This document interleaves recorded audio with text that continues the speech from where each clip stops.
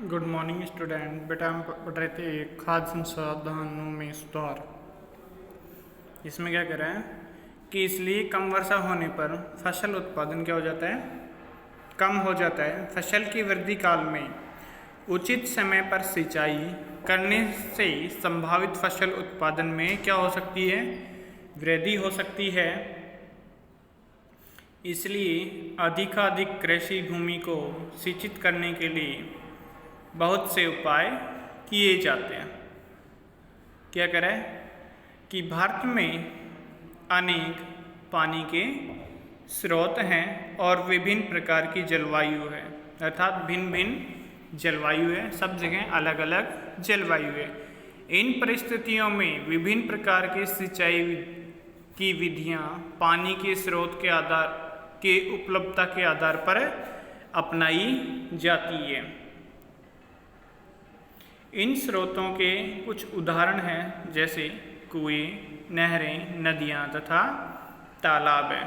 ये क्या है, हमारे पानी के जो स्रोत हैं उनके उदाहरण हैं।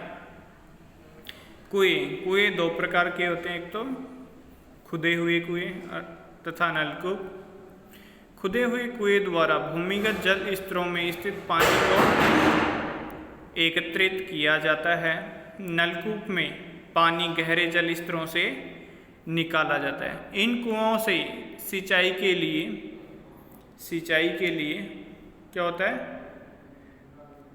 इन कुओं से सिंचाई के लिए पानी को पंप द्वारा निकाला जाता है। अब आ गई नहरें क्या होती हैं, यह सिंचाई का एक बहुत विस्तृत तथा व्यापक तंत्र है। इनमें पानी एक या अधिक जलाशयों तथा नदियों से आता है। मुख्य नहर से शाखाएं निकलती हैं जो विभाजित होकर खेतों में सिंचाई करती हैं।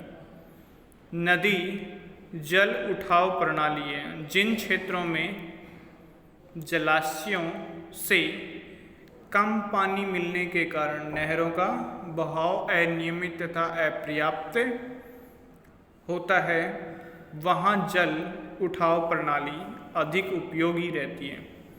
नदियों के किनारे स्थित खेतों में सिंचाई करने के लिए नदियों से सीधे ही पानी निकाला जाता है।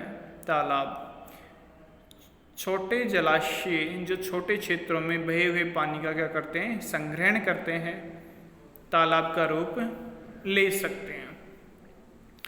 कृषि में पानी की उपलब्धि बढ़ाने के लिए कुछ आधुनिक विधियां हैं, जैसे वर्षा का पानी का संग्रहण तथा जल का विभाजन का उचित प्रबंधन द्वारा उपयोग किया जाता है। इसके लिए छोटे बांध बनाने होते हैं हमें, जिससे भूमि के नीचे क्या होगा, जल स्तर बढ़ जाता है। ये छोटे बांध वर्षा के पानी को बहने से रोकते हैं तथा मृदा अपरदन को भी क्या करते हैं, कम करते हैं। अब आ गया हमारा फसल पैटर्न।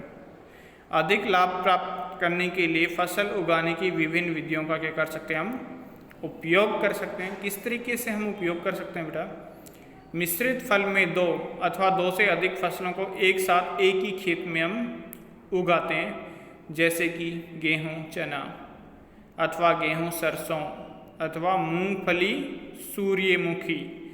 इससे हानि होने की संभावना भी बहुत ही कम हो जाती है, क्योंकि फसल के नष्ट हो जाने पर भी फसल उत्पादन की आशा बनी रहती है। मान लीजिए एक फसल में हमें प्रॉफिट नहीं हुआ तो दूसरी फसल में प्रॉफिट हो सकता है, आशा बनी रहती है। अंतरा फसलीकरण में दो या दो से अधिक फसलों को एक साथ एक ही खेत में निर्दिष्ट पैटर्न पर उगाते हैं। कुछ पंक्तियों में यह फसल में एक प्रकार की फसल तथा उनके एकांतर में स्थित दूसरी पंक्तियों में दूसरे प्रकार की क्या करते हैं, हम फसल उगाते हैं। इसके उदाहरण हैं सोयाबीन, मक्का, बाजरा, लोबिया। फसल का चुनाव हम इस तरीके से कर सकते हैं कि उनकी पोषक तत्वों की आवश्यकताएं भिन्न भिन्न हो, जिसमें पोषकों का अधिकतम उपयोग ना हो सके। ये हमारे फसल के पैटर्न है बेटा।